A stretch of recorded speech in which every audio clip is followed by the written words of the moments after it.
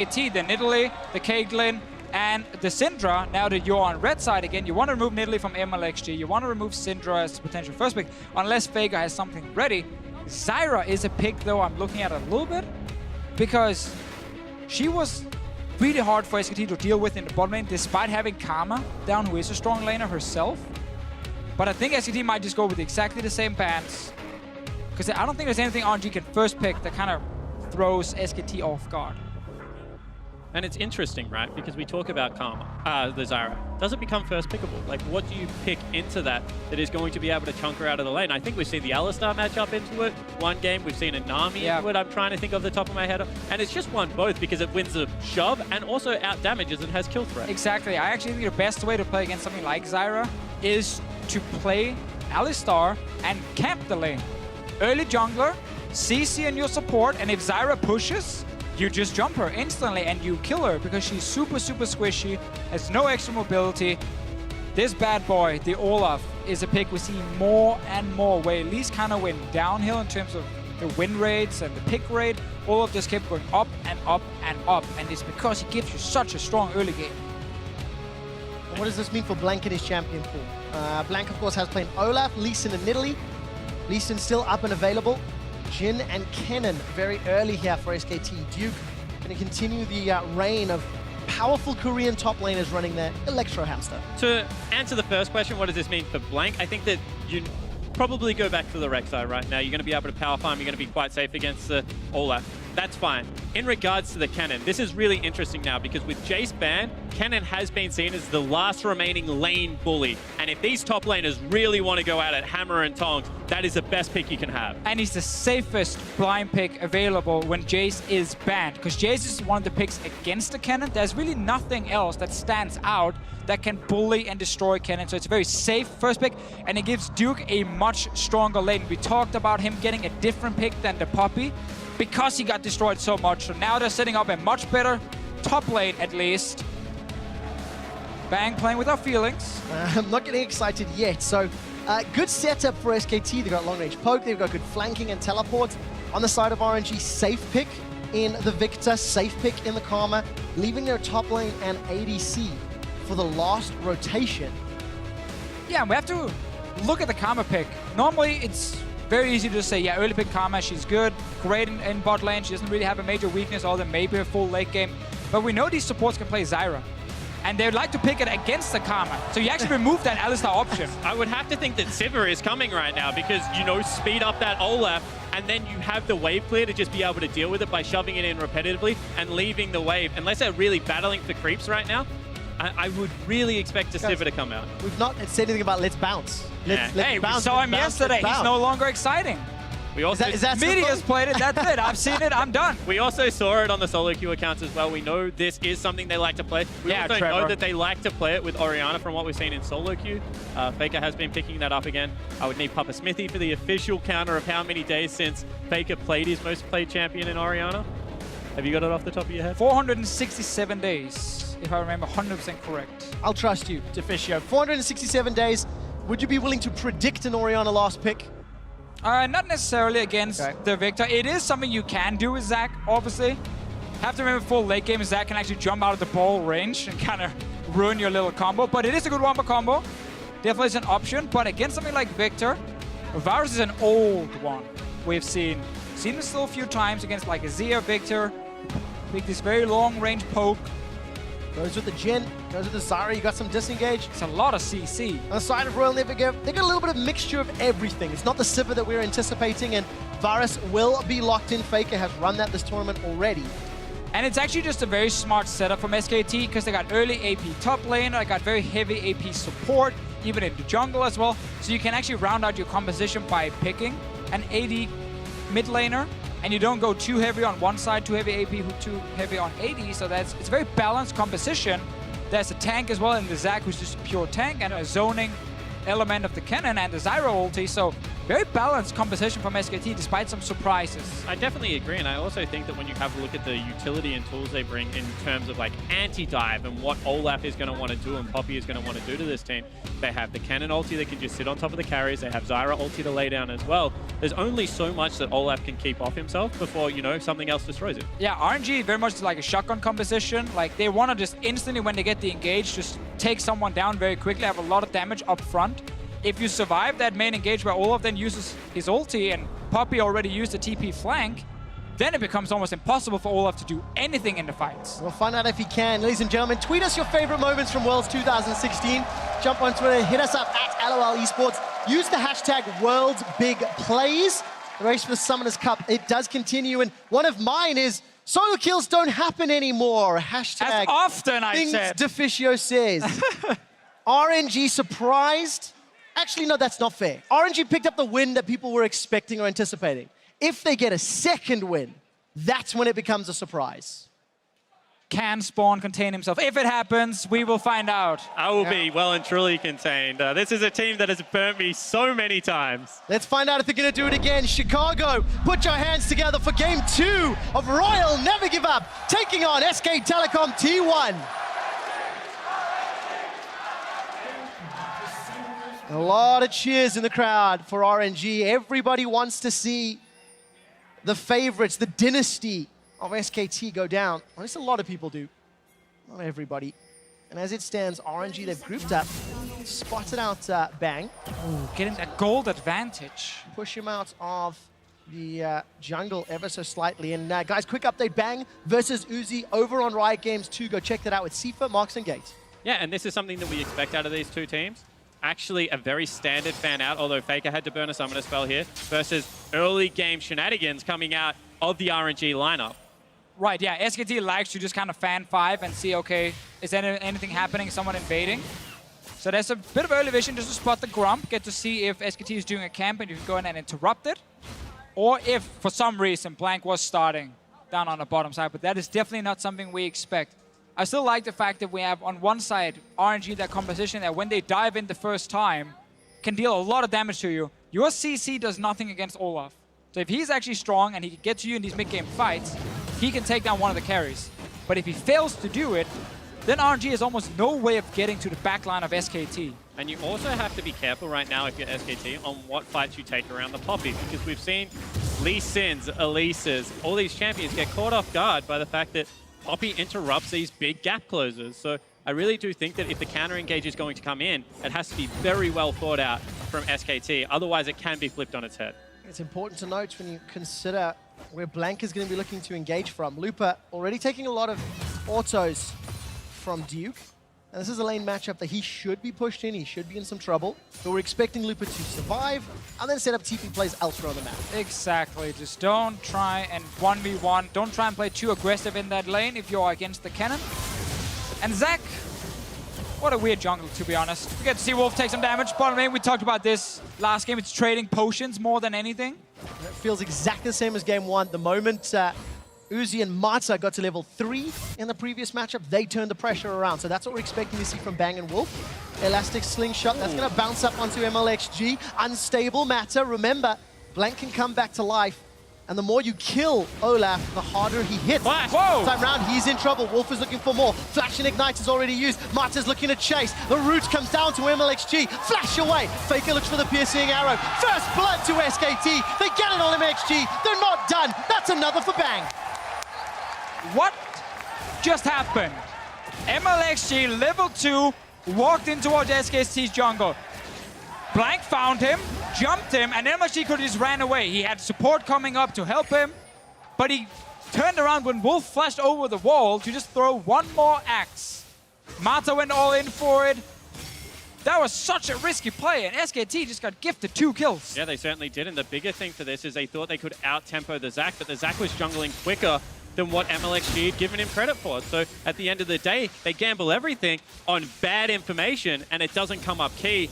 You have to think of what that does for the mindset. Now the game has swung so heavily in their favor. Such a big advantage for SKT. They drafted definitely a stronger top lane now compared to last game, so that's going to be good. Just keep Duke up here to push in towards that tower bot lane. You got the Zyra now on your side as well, so you just got to get past the first few levels from the Ezreal, and then actually you can start playing aggressive in that bot lane. And you got an early kill on your Zac, a scaling jungler. Super, super good start. We're just about to talk about how Zac is such a weird champion, because so many things in the current meta can like interrupt his engages, like the Poppy W. If you get something like a Tahm Kench as well, he really stops you from doing anything. A lot of champs can zone the Zac, but he has very, very good engage tools, and he can be super, super annoying if he's getting ahead in a game, because he just becomes unkillable in the mid game. If there's one thing that SKT have been very good at throughout basically everything, is vision as well. Zac, you need to have good vision, need to be fully aware of what you're elastic slingshotting into. Mata dropped to below 200 hit points, losing the fight ever so slightly with that little plant. And Wolf is now going to back away. So even CS, but kill for Bang, kill for Blank. A couple of Lucy boots already picked up for Blank, so speed up the rotations, get more of those W's, that unstable matter, faster clear, etc. And I think that this is really key now to see the mindset of RNG, because they're going to lose the lanes. I mean, bottom lane already being picked up a serrated Dirk. That's against just a tier. So you have to be ready to scale. You have to be willing to take this one late game. Just in the same vein as we were talking about SKT last game, they have good straight line wave clear in the fact that they have the Viktor. They have good disengage tools, but are they patient enough to play around it? Yeah, we definitely know SKT, if they get an early advantage, they know how to close out games. Unrelenting. It is so rare you see SKT throw away a big lead. Blank is trying to go mid lane, gets a flash. From xiohu. There's no flash from Blank, so you couldn't deliver that one over, and xiohu gets away. Now that timing is so, so important, because Faker's gonna hit level 6 very soon. Yes, xiohu does have his cleanse, which can help him against the engage from Faker. Problem is, Slow will most likely follow from the Varus with his E, and then also Zac jumping in. And when you don't have a flash, you're just going to get slowed down right after the snare, and then you're still going to die. So now SKT can return gank mid. And it's so hard to ward against Zac once he gets a few levels in his slingshot, because suddenly you got to ward behind these different walls, further in towards the enemy jungle to actually see him sit around corners. Otherwise, he's still going to get you. That's what Blank's going to be looking to do. Plants pushing forward, Bang and Wolf shoving in this wave over and over. They're still down 10 CS. But obviously, Uzi's going to extend that ever so slightly with this wave. Taking a quick look at mlxg, getting close to Ragnarok power. And he's going to potentially come up top. Duke, ultimate and flashes up. It's just a ward that's being put down. Yeah, and that's a really dangerous gank, because you're two melees into a Kennen that has double summoner spells, so they're going for it. They are indeed. Keeper's Verdict goes down. Duke, Slicing Maelstrom comes up. mlxg, no ultimate, remember, so he just gets stunned up, and not done yet. Undertow picks up. Olaf once more. Thundering Strike comes down. Duke is looking for more. Elastic Slingshot interrupted! Cannot chase further. Blank, no bounce available. Undertow goes out, and SKT, they walk away. That could be important if Lupa can find the W's. Hold that thought, guys. Uzi's in a little bit of trouble. Arcane shifts forward, gets the exhaust, but no follow-up damage just yet. Yeah, that was a little bit trigger happy out of Wolf there. I don't think there was really a kill available. However, want to go back to the top. That was really patient out of Lupa. Hold up. Mata's in trouble. Down to, I think, double-digit HP, 30. But he gets away with his life. Flash and exhaust used. That's...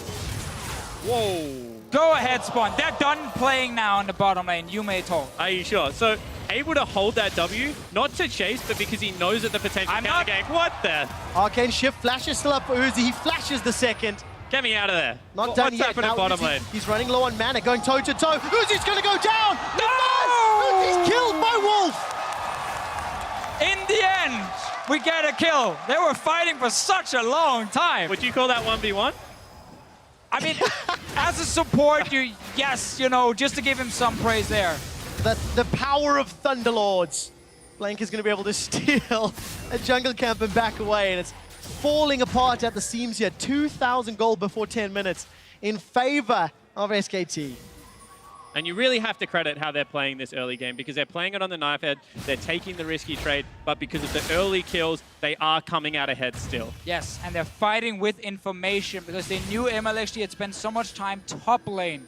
They could keep trading bottom lane knowing no jungler would be there. Wolf could actually go aggressive and chase the kill as well. Hadn't Olaf been there, he would obviously have died for it as well and have still used his flash. But that top lane gank, we tried to talk about before, mlxg did use Ghost. The reason they didn't just full commit Obviously not level 6. Never mind, bot lane trading again. It is trading, but nobody gets rooted until Mata does. This should be a kill for Bang. So easily secured. The plant lands the last auto. Wolf is looking for more. mlxg gets caught up, throws down the Ragnarok, and Undertow slows down. Uzi gets good damage onto Blank. Blank still should have his Cell Division passive up. Fake is not done. Roaming in through the rest of the jungle. 5 kills to 0, 3,000 gold lead, and this might even be tower first blood. And this is why SKT for so long has been the best team in the world, because when they have an advantage, they know exactly how to play around it and repetitively punish you for being greedy. They step up into a gank, they use their gap closers forward, and they smash them. That's the thing right here. SKT just mechanically outplaying RNG in the bottom lane, winning these trades. Yeah, you get a bit of damage on mid tower, and that's about it. Duke even got to save his flash top lane. RNG didn't want to all fully commit because they didn't even know where Zach was. He could have jumped out from a bush somewhere. Blank has been having a good game so far. Got that early kill and assist. Perfect stuff for him. And when you have so many winning lanes as a jungler, it's just great to play League of Legends, because no matter where you go, you're going to find something you can kill. Helps when RNG are presenting pretty big targets as well. But you know that's what this team is going to do. They do not lose the game slowly. When they're behind, they look for kills to make up the goal. One of our biggest compliments last game was they're looking for structures to build that gold lead. This time around, you can see, back to old bad habits. They're just looking to fight over and over again, and they're getting punished. It starts in the bottom lane, honestly. First mlxg near the bottom lane with Mata coming up, and clearly the call was, hey, we can fight this one. But that was completely wrong. They gave up early kills, then bot lane died following that. Mata's gone down twice now. Cloud Drake for SKT. Uncontested. Wolf is able to zone away. No flash, but he's got his full complement of spells available. Strangle Thorns as well. The early dragon here for SKT. 11 or so minutes for Cloud. And that's going to just allow them to move between these lanes, push this gigantic lead even further.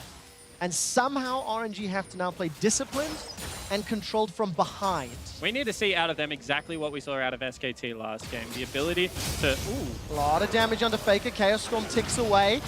Here comes mlxg. Doesn't throw down the Ragnarok though, and Blank, not enough damage to take him out. RNG not confident enough to go for the dive. Yeah, bottom lane's missing. I mean, you can't really go for this just yet, but that is a good chunk. Gives them a little bit of time, and that's all they're buying for right now. Time to get to that late game scaling of the Ezreal, of the Poppy. Wolf is looking for grasping roots, finds xiohu. Deadly Flourish, cleanse comes up, flash away from the first shot. Second catches Mata, so does the third. And the fourth goes wide. That may have got a kill, but sidestep from Mata. Yeah, and it's important now to think back to last game. You know, how did SKT get to that late game state? Because Faker was sitting mid on Viktor, wave fleeing for 10-15 minutes, and RNG just kept trying to kill him in mid lane and kill his tower. That tower, this mid tower you see right here just below xiohu, actually didn't die until RNG got Baron and Elder Drake. This game, SKT have, again, a winning top lane that can play aggressive. They even have some fights in the bottom lane, it seems like. Teleport's coming in from Looper. Uzi's able to sidestep for now. Duke gets pinned against the wall. Uzi's not going to connect with that Mystic shot. Uzi's still running for life. Keeper's Verdict throws Duke up into the air. And here comes mlxg. A new challenger appears, and Duke is down. Another really sloppy play out of Duke, to be honest. We're talking about how they're doing this with full information. They have full vision. This time he thinks Blank's going to be able to help him, but mlxg gets there in time. Loop is able to also use the teleport. But this is only 2 members pushing this tower.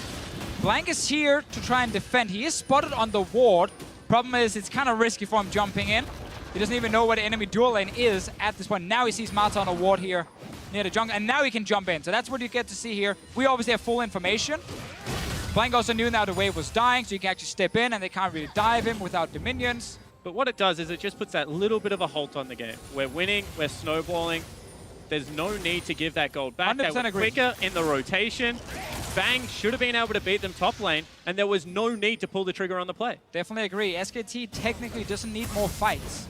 They need to just push the 2 side lanes where they have the strong 2v2, the Jhin and Zyra with kills on them, Ghostblade completed against the tier Ezreal, and then the Kennen beating the Poppy. And then you, as we talked about in the last game, you push these 2 side lanes, you play around side lanes all the way to tier 2 towers, and then you can start roaming towards mid lane and try and threaten that Viktor under his tower. And if Kube taught us anything yesterday, it's that you don't want to accelerate the Poppy because she becomes obnoxious really early in the game to deal with. And all they've done is just giving this one pure tank, this one brick wall that's coming at your carries, more gold when it was in a punishing lane matchup. Yeah, and that's something that Duke's going to need to rectify. He's still got a small advantage over Lupa and should be able to bully him around. Lupa's got a little bit of MR, a little bit of armor. And we've now got these Australia lanes as both duos up top. Yeah, and I would like to see Blank on top side now. He needs to play around this super strong 2v2 lane where this tower as well is very, very low. If Blank is there and Faker can move from mid, plus you have a TP advantage, then you can play super, super aggressive on top side because you can always have 5 members showing up before the enemy team. And this will allow SKT to just get down this tower eventually or even dive against RNG if Mata and Uzi are sitting alone trying to defend. Luckily, Mata and Uzi have their flashes available. Look at the bottom lane. mlxg moving in to help out Lupa, but Lupa's taken so much damage. Ultimate is available for Duke, so if a fight breaks out, mlxg's looking to zone this one out. There we go. Chaos Storm is down. Duke is taking a lot of damage. Not going to get the reply. Lupa with the passive survives. They trade a tower for a kill and a tower. And one more time, this is RNG. They made mistakes in the early game, but they're trying to trade efficiently. This is a big play, however, from SKT, sieging up mid. xiohu, I think, reads the situation, backed away very, very early. And right here on your screen, we see why you need to push that side lane, because it forced xiohu and Viktor to step into his own jungle instead of clearing a wave. And that just allowed SKT to have a full wave coming in, put up a few plants, and take the tower. It's all about threaten from the side with the flank. You don't have to go for it, but just threaten it and force the guy to step away. And one more time, you know, Duke, he gets taken down, turret gets killed, but this time SKT hit back. It's a 2-for-1 trade. They're jockeying for position around the map, and they've left a trail of deep wards to be able to revisit this play time and time again if the RNG lineup overextends for farm. Yeah, those wards now for SKT, though, they don't mean a whole... Actually, they will, because they're going to TP on it. Instantly teleport. Marta's going to get jumped on here by Blank. Wolf and Duke coming up from the river. Uzi cancelled his recall. Flash is available. Let's see if he can get away. The answer does not seem to be so. Uzi goes first. Marta follows shortly. And that is where everything falls apart for RNG. They ignored the deep vision. They just pushed out the lane, say, we don't care what's behind us. SKT found an opening that wasn't even supposed to be there. Normally, you would just forget about those wards, recall, put the new wards in the bottom lane, and take another dragon. But because RNG just pushed out, ignored the vision, they actually got jumped and died again. And this is really key, because one more time, now if they can get the Rift Herald over onto Duke, someone that's being punished, gives him a little bit more one-on-one. Maybe he can actually stick with the Poppy. Doesn't look like they're giving it to him, however. That's interesting. You're dead to us, Duke. You've died too many times. SKT is now playing 4v5. But this is a play that, you know, you could see was telegraphed from SKT. They controlled the top side of the map so beautifully for so long. And then they weren't hesitant when they pulled the trigger. They knew that they had the information one more time. As soon as they saw RNG just completely ignore those wards, something we don't see back in the LCK ever, they're like, okay, let's pick up some more free kills. Got themselves 2, got themselves a Rift Herald. Lupa's got a couple of minutes to play with the teleport advantage. But SKT have so much information to work with and such a gigantic lead. Their namesake is so funny, however, because 2 Cloud Drakes spawn for SKT. I mean, they play the early game just as punishing. Gonna get a third one. Actually, no, that is the second one. I thought they just took it. Yeah, so this is so, like, for a tiny thing, it is incredibly punishing because they don't have the same danger when they're around Baron. It's still quick, but it's not double Mountain Drake quick. And they don't have the scaling advantage of having that Infernal on their side versus what is still a potent late game comp. But they can move very fast. They can. Are you over on the Cloud Drake hype train now? We are in North America after all. It has also been buffed since a lot of the negative opinions, I should say. The point about Cloud Drake is just like, yes, it does help you, like rotate very, very quick between lanes and so on.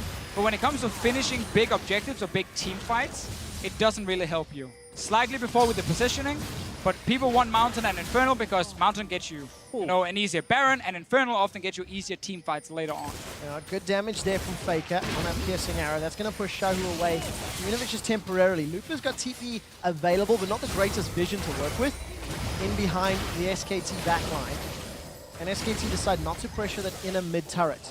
We're approaching 20 minutes in the game, and Rift Herald was secured. It was the 8th Rift Herald of Worlds, actually. Faker, despite having no support, is not a threat. RNG decide not to go forward. And this is actually really smart from RNG because they got bottom lane pushing, they push out top lane. It means the longer you stay mid, the more farm you lose and the more you get punished. So SKT, they don't overextend for it. They just back away. But one more time, SKT in the driving seat right now. They're 5,000 gold, nearly 6,000 gold in the lead. But it's what they do at this stage of the game, how they control vision around Baron, how they start sieging up these next 2 turrets, because it's going to be hard. It will, but if you're SKT, you know, it's kind of a luxury problem for you. Like, oh, damn, we're so far ahead, we can't just, you know, take a Baron because it hasn't even spawned yet. Yeah. So it's okay for them right now to be like, all right, let's slow down for 5 minutes, just keep farming 3 lanes. And the most important thing to do now with this advantage is to take away jungle camps. It might look like a small difference at first, but when you keep doing it over and over, steal away every camp, the enemy team just falls further and further behind until you're strong enough to take Baron. Okay, gentlemen, I need to now get you to take note of what SKT do in the middle game with the same sort of lead that RNG had from game 1. Now, RNG floundered it because not only did they not make the best moves, SKT defended well. So that's what I want to compare, how these two teams play because they're in opposite positions. The only mistake I saw from SKT in this game was Duke. Going bot lane, trying to get the kill, dying, and then after, when they wanted to make a play on top side for the tier 1 top tower, he stayed under his tower and got dove again and died. Outside of that, SKT has actually played this super, super well and much cleaner than RNG. SKT showed why you play side lanes, and now they find Looper. Looper's trying to get away. Stranglethorns has been used. Curtain Call comes down as well.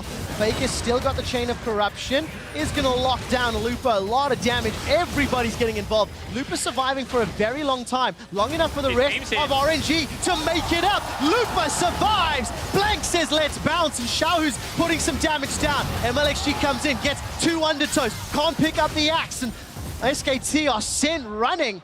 Duke still doesn't teleport in. They save Looper's life. It was just off cooldown, so wasn't able to make it there in time. Now it's about to come up. There's a ward behind RNG, good TP2, but the rest of SKT are too low. So many ultis used to try and kill Looper. But again, that fish in the barrel just refuses to sit still, dodges around. And this time they don't have the deep vision. So when Looper turns around for the play, they have to respect it a little bit more than they did last time. And they maybe taper the damage just a little bit, which means the turnaround play is available. How scary is that when 4 members of SKT are hammering away on Looper and he still survives that long? Honestly, Looper was too tanky.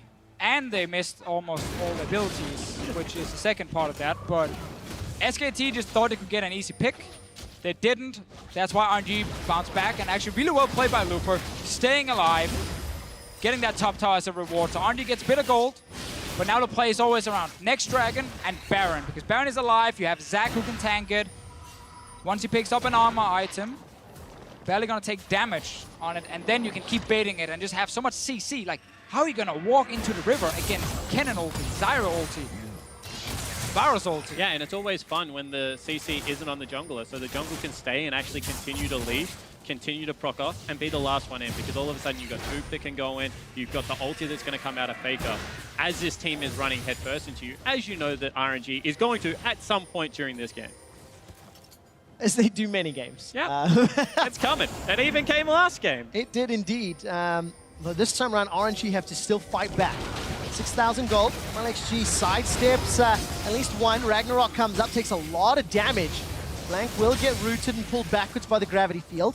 But just trading abilities back and forth. mlxg, no ultimate as SKT continue to fight around. Duke took a lot of damage there. This is a scary lane now, because Looper somehow has once again got back within touching distance and has a Jhin so he can legitimately threaten Duke's positioning on the map. And also, RNG doing some pretty good defense around here. mlxg just get caught, no ulti. All right, Curtain Call, Chain of Corruption as well. Gravity Field will buy some time. Not enough. mlxg is down. Faker's on a killing spree. The 4th shot of Curtain Call goes wide, and there was a ward behind the Baron pit. It's timed out, so Looper can't even get in that way. And that's where you just see again the patience, the discipline from SKT. They set up pink wards. They know they can just bait around Baron, and RNG will have to walk in at some point. Once the blue trinket's on cooldown, someone is going to face check, and you just collapse on that guy and you kill him instantly. Everyone from RNG is recalling right now, and SKT, they're starting Baron. They're going to potentially get this one. Looper making his way in. SKT is going to go fairly slow. It's very early in the game, 24 minutes. Looper's made up. He's Watch going to for get some the vision. Keeper's verdict here. All right, Keeper's verdict is winding up, catches Blank. That's a problem. Blank had no flash available. Firing down. Uzi's down! Wolf takes him out. xiohu's now running for his life, in a little bit of trouble. Blue Sentinel even pulled in by SKT. Right, Baron is stopped. It cost Uzi's life, but I think that might be worth it. And RNG actually got the TP out of Duker. There it is again, the Duke of TPs, man. That's second time we do it now. Duke is TP. He just forgot an R, it's not his fault. Move on, someone else So go. no teleport for Duke means small windows for Looper. Yeah, makes it a bit harder for SKT to set up the same bait. Certainly does. And when you have a look at this, I think that SKT's discipline is so key in this matchup because RNG just keeps coming at them. And SKT has just been able to weather that storm and be very comfortable with it. But the third dragon... Yeah, they're mad now. What is this? Ocean Drake at 25 minutes? Well, Regen's going to help them out ever so slightly. Ever so slightly. Ever so slightly. Ever so, They're the poke so comp. slightly. I mean, if anything, RNG wants the Ocean Drake. They're the hard engage comp. They are indeed. But they can't engage yet. I want to contrast, SKT, they built up a good lead. They played well around Baron. But because it was so early, they didn't have a mountain, they didn't have damage to kill Baron quick enough. And I think that's what allowed RNG buy some more time and get back in there. And a good ulti from Looper as well, getting Blank out of the Baron pit, so even finishing the Baron was not an option. Then we saw the Duke TP get cancelled, and that now means SKT kind of needs to slow down. For a few minutes, they need that TP back from the Kennen so they can keep playing bottom side and not just have Looper pushing up bot lane over and over. And it just buys a bit of time for RNG. Buys more time for Looper to get more items. He need the Iceborne, and then he can actually really just sit on top of this Kennen and be super annoying. That's the second time we've seen Looper actually pushing Duke away from the lane.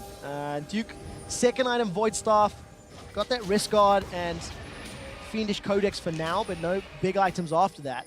Looking down the list, everybody hitting that 2, almost 3 item spikes as we get closer and closer to 30 minutes. And this is good if you want RNG to win, because they're getting their Ezreal powered up, they're getting their Viktor powered up, and I think very importantly, Looper is just getting to be one beefy frontline Poppy. And they're about to have all of their control items. I mean, Rylai's has been picked up, Iceborne Gauntlet for the Ezreal, and now you're going to see it most likely come out for Looper as well unless something really crazy happens. I think that this just allows them to slow down the pace of the game, catch that big breath, because you could see they were getting carried away, but it's 7,000 gold, and SKT, for the next 20 minutes, is still going to be the team playing with all of the priority in this game. Now we do have to look at something like Varus in late game fights. His damage, once you go full late game and he has to try and kill some of these big tanks like Poppy, is not the greatest. He's not like the big auto-attacking threat in a team fight. He's great poke, obviously, against squishies, all stages of the game. But it can be really hard for Faker late game to actually take down a big front line. Olaf, Poppy, Karma Shields coming in. Minimal, obviously, as a support late game. But it all matters. And that's where SKT, while they still have a good composition and fine scaling, will actually be in a situation where they can lose team fights. True Shot Barrage used to scout out. Luckily for SKT, they've got the team fight wombo combo of Kennen. And we've seen Kennens this tournament do, as the Oceanic crew would say, disgusting things. Certainly have. However, we've also seen Poppies swing team fights in times where they shouldn't be able to. That ultimate is so polarizing. It can either absolutely destroy a team, or it can deliver tanks onto your back line and weird things that we've seen in the past. With the way Looper's been playing, it's most likely going to destroy SKT, honestly, if he nails a good one. If we look at the two top laners, Looper has been winning 2 games in a row now and just been outperforming Duke in every way possible, honestly. And that is great for RNG. It's been fantastic for them to have that strong lane. Jhin is moving down. Looper realizes there's a ward, and he does run away. So now we saw SKT not do anything for a few minutes because they had to wait for that TP. And they can start setting up Baron again. They need to sell some of these Dorn's items, though, and get more pink wards. See how quickly they decide to do that. Next dragon will be Ocean. Baron remains a focus. And RNG, they've contested vision a little bit after that failed fight earlier in the game. RNG actually pushed a lot of the SKT vision away. Even had Scuttle Crab control. It's a little bit of a fight over the Crab right now. Gonna get smited too early, secured by SKT. That one swims away. And you have a look at the key items that have just been picked up. Double Last Whispers now have been brought in because they realize that Looper is a legitimate threat. They're going to have to deal with this front line. They're able to pick that up. Void Staff had been picked up for a very long time. So SKT still have the tools to be able to fight, and they're one more time looking for it. Ghostblade thrown down by Faker. In the background, there is a potential TP ward. Pink in the jungle. SKT, they're grouped up. Duke continues to meet Looper. He's making his way down to that bottom lane. Top laners gonna go battle toe-to-toe. xiohu caught up by the curtain call. 2 shots. Chain of Corruption flashed away from Mata. Body blocks the 4th, but SKT get the tower. A really good move from SKT, and a big thing here to highlight is the fact that Looper had no place to really TP.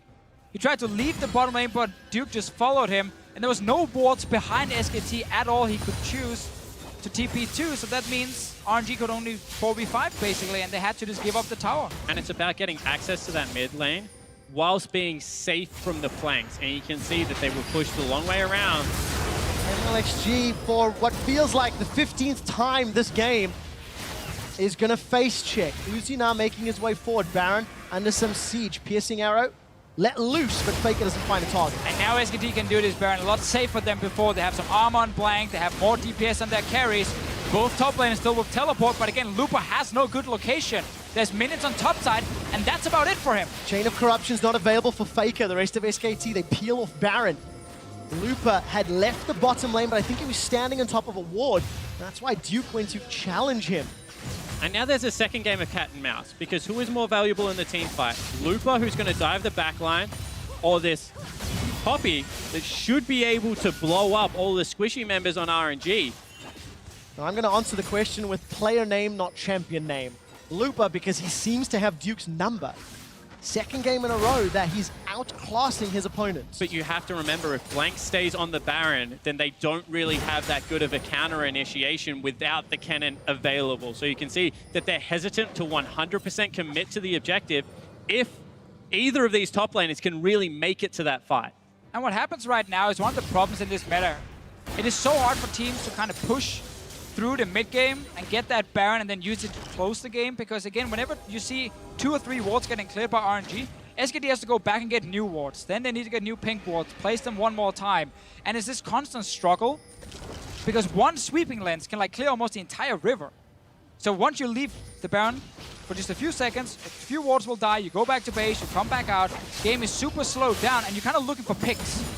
Looking for picks when the enemy is trying to clear your wards. Then you hard engage with Zac, you hard engage with Varus. But SKT have not done that. They've started the Baron twice now, gotten low at the Baron, and then disengaged.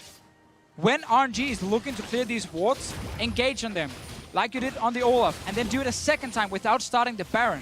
Kill the blue wards, watch RNG walk up to this river again, and then hard engage a second time. Look for picks over Baron, because it's so hard for you to finish that Baron at the moment. However, RNG has flirted with danger. They've made them commit to the objective before they've been willing to face change, and have been able to, I guess, ride that dangerous balance between giving up an objective for free and face checking to the death and ultimately costing you the game. And another Ocean Drake. Another Ocean Drake. So double Cloud, double Ocean. Uzi tried to snipe the red buff. It was smited by Blank. 12 minutes ago, I said, let's compare mid games. SKT made it very, very, very clear. They're trying to play the Baron game, but it has not actually netted them an advantage. They've got a little bit of control, and RNG, yes, they're still down a gigantic amount of gold, but obviously, as we always say and love to say, the later this game goes, the less relevant that becomes. Of course, and same thing for some of these Ocean Drakes SKT have been getting. That's one thing we just have to highlight. Like, everything went in favor of RNG last game. Won the early game into Mountain, Infernal, Mountain, which they then used to rush a Baron later on. SKT doesn't have the same situation here. They don't have the same damage against some of these big objectives. And again, that's why starting the Baron is the risk instead of just looking for the fight around the Baron pit. It's only 2 blue trinkets. Once they're used, enemy team has to walk in and face check. So what does RNG have to do? Looper is obviously going to be one of the keys to this, because we know how SKT want to advance their lead to win. How does Royal never give up bounce back? They're just looking for mid lane control, wave clear, and being able to force them off the Baron time and time again. because if they get Viktor and Ezreal to late game, they're going to be confident. Chain of Corruption's been used. mlxg's rolling around at the Ragnarok. Mata takes a lot of damage, but is able to flash away. Follow-up flash by Blank. He's bouncing up in 3 RNG members' faces. mlxg did not use Ghost, and teleports from Looper and Duke still available. And here we did see SKT instantly looking for the fight. Started Baron to bait RNG in. Instant disengage to look for that fight. But the problem for SKT is this bot lane is getting out of hand. Looper is going to get that tower down. All RNG is looking for right now is that one big team fight. They're still around this Baron pit. It's only Mata who's not here. And there's actually a ward now in this red buff area and the river for Looper to TP on. There's a lot of ultimates not available on the side of SKT. Baron's down to roughly half hit points, down to 3,000. Teleports coming in for Looper. Duke is joining as well. The Baron will get secured by SKT, but Duke will lose his life for it. Gets nothing down. And this will at least slow down what SKT can do with that buff. And this game is on a knife's edge right now. SKT finally commit, but Duke a little bit too deep with that teleport, gets blown up. So there is a window now where they can push out the side lanes and make this Baron less effective.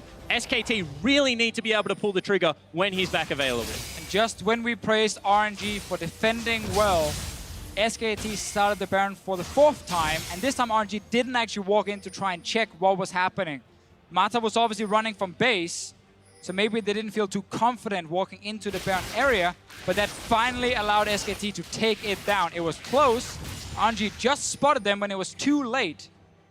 And finally SKT gets the objective. Elder Drake is going to be next if we want to look at big options. Another one is actually start sieging. With your Varus, with your Jhin, you have 2 outer turrets in bot and top lane to go for. I don't think they're mutually exclusive. I mean, right now, you try and get the Baron buff into a couple of lanes, shove them off, go back to Elder Dragon, and with 4 Drakes, that burn damage is going to be so brutal, both out of the Jhin as well as the Varus. I mean, you have to start talking about Keystone Masteries at this stage. Ooh. Ah, bangers. Ghost played it up. Doesn't find the route, though. I mean, that would have taken a couple of reloads on Bang's side to get the kill. Yeah, it certainly would have. So, you know, Death by a Touch, when you get into this late game, when you're able to pick up that Elder Drake, that's going to start really hurting the members of RNG. However, you've just seen what happens when Bang shoots Looper. Pretty much nothing at this stage of the game as well. And you don't want to have to put any bullets into that Poppy. Yeah, and I can't imagine that Faker would have a vastly different amount of damage either with those piercing arrows. That front line for Looper, Randian's Omen, Thornmail, Frozen Fist. So much armor to work with. They're pinging out the fact that Zach is top right now. Ooh. What sort of engage can RNG pull off? No teleport available. Wave clear from Faker, actually used inside the jungle rather to kill those Krogs. Yeah, very interesting play from Blank here. What he did top was he set up a slow push. He pushed it out. He knew now it's going to actually start pushing slowly for SKT towards that top lane tier 2 tower. So SKT is relying on killing his bot lane tower here and then rotate top with the big wave. Or have RNG send a member to defend top lane because no one has teleport on RNG right now. And that will then allow SKT to get a bot lane tower near the base instead. They got the first one for free. Next one requires a member from RNG to show top lane with this big wave. Look at your minimap, guys. It's building up bigger and bigger. That's why Blank was up there. And it basically means SKT can either stay bot and look for tower, or they can go towards that Elder Drake once it spawns. And all the while, as Poppy is the one responding to these pushes, Uzi and xiohu are just being rained upon by skill shot after skill shot, and that hurts them. It does indeed. Second shot connects, third does as well. Duke is getting a couple of autos onto that inhibitor turret. Mid lane and top lane pushing towards. Looper's come in from behind. Eats a lot of plant damage. Very good Stranglethorn slows down the RNG engage. Looper will go down. That's what Duke was looking for. Slicing Maelstrom gets a kill. Blank's looking to bounce up in Uzi's face. Uzi flashes to safety and this will open the base. Inhibitor turret down. Inhibitor follows very quickly after, and SK Telecom have opened up game 2 in the series. And just great positioning and play from Wolf here. He was standing so far up in the lane that he could see the Poppy coming and then snare the Poppy instantly, stopping the flank from happening. SKT gets exactly what they want. Never mind these big waves now because they already got what they needed in the bottom lane. Yeah, they break open the base and now they have even better access towards the Baron as it respawns. Someone's going to have to respond to the super creep. And with 20 seconds left, I don't even know whether they can defend the Elder Dragon. So this game, you know, They were defending well, RNG, but SKT, the later it got, the more confident they became in their movements. And that is why you can slow down the mid game if you have an advantage, because it only takes one mistake from the enemy team and you get that big objective, you get that inhib turret you need, and then you open up the game again and you can start playing more fast-paced. Look for bigger things and look for a big team fight as well. SK Telecom secure this Elder Dragon uncontested. RNG nowhere to be found, and that's a 40-minute Elder. Going to amplify the power of Cloud and of Ocean. These guys are going to go fast, and they're going to be full health wherever they're going when they arrive. And more importantly, when the skill shots hit, there is going to be so much true damage burn coming out of this Elder Drake that even Looper, who died pretty quickly in this fight actually, is going to have to take. So look at Wolf here staying so far up in the lane because he knows Looper can flank from that side. That's the only way Looper can flank in this fight, and that's why Wolf is up there. Instant snares him, slows him down, and that stopped that potential flank because Blank had to walk from mid lane to join. So that's really smart positioning from a support, and it stops any sort of engage. Yeah, Blank keeps committing to the fight. Looper's in a bit of trouble. He is indeed, takes a lot of damage, flashes away, that's instantly down, uses the Merc Wolves to dash away, gets rooted up by the Flourish, but still has 600 hit points to burn through. Summon a spell and ultimate blown a minute and a half before Baron. That could be impactful. Well, that's impactful. SKT knock over another turret. Remember, they've got that Elder Dragon buff. Still ticking away, burning down RNG in team fights. Even without Baron, SKT continue to siege. Teleport is up for Looper. Not the greatest wards behind SKT. In fact, he's just going to go face to face, make his way through the base. SKT just trying to get more damage on his turret. They just need a few seconds to actually hit it, and it does, but you gotta respect the potential engage as well.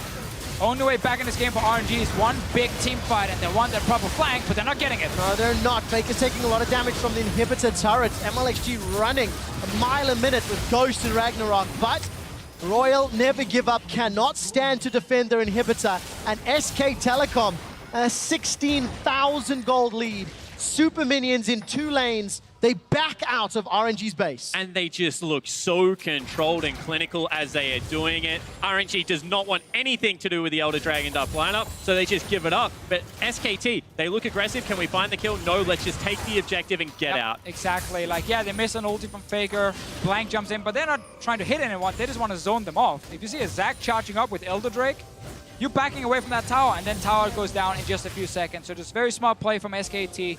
Baron is alive in a few seconds. Gonna be the next big one, and might be the last chance for RNG. And they're gonna have to fight at 5 items to 6 because everyone is maxed out on the side of the SK Telecom lineup. And RNG, unfortunately, is only sitting on 5 major items, but they're gonna have to go eventually. And this is actually here where you can make a case for not even going Baron at all, just of the potential risk. But SKT can just wait for RNG to show in base, and then jump them. Now, gonna look for xiohu. xiohu actually gets knocked away by less bounce. Blank is gonna jump onto mlxg. Blank's looking for more. xiohu is down. So annoying. Soloed with the range. No even assist damage from the rest of SK Telecom. Unstable matter that GA plus the Zac passive. Blank has 3 lives to play with. And that just might be it because right now, xiohu's on a 50-second death timer. And SKT are going to break the last remaining turret. Yeah, they really are. Blank is going to charge up that elastic slingshot.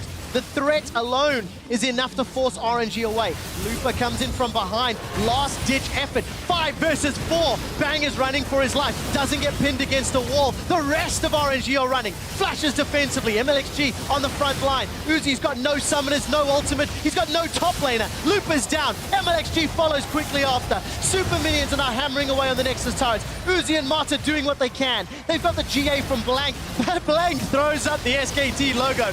SK Telecom bounce back to even the series at 1-1. And SKT had a goal lead since minute 3 in this game, where mlxg and Mata ended up dying so early when they walked into that trade.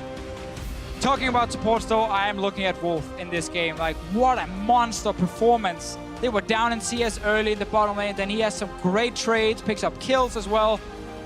Great play in team fights. Zyra has really shown to be such an impactful pick.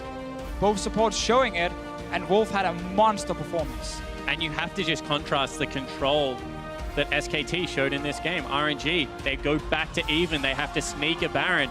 SKT get the lead in this game, and they just keep him at arm's length the whole time, play very, very confidently and composed, and close this one out the way a world-class team does. Now, I'm not going to excuse any of the early game mistakes from RNG, but there was also a measure of control in terms of the Baron bait, where it took, what, 13, 14, 15 minutes before they made a mistake. I thought it wouldn't have taken that long. I would have expected a more eager, a more aggressive RNG, but they let Lupa do his work in the top lane and try to play, defensively. And the smart thing here was that whenever SKT started Baron, that's when RNG moved in, because then SKT is taking damage from it. They play a poke comp who's literally opening himself up to flanks because you're standing in that Baron pit. So SKT had to just back away every time, and that's why, as we talked about, maybe SKT set up the pinks, deny the vision, look for one engage, look for a second and a third instead of starting Baron. I feel bad again because we do have to head to the analyst desk. Next time I'll get you to chime in. To talk. For now, let's see what the analyst desk has to say about how SKT even the series.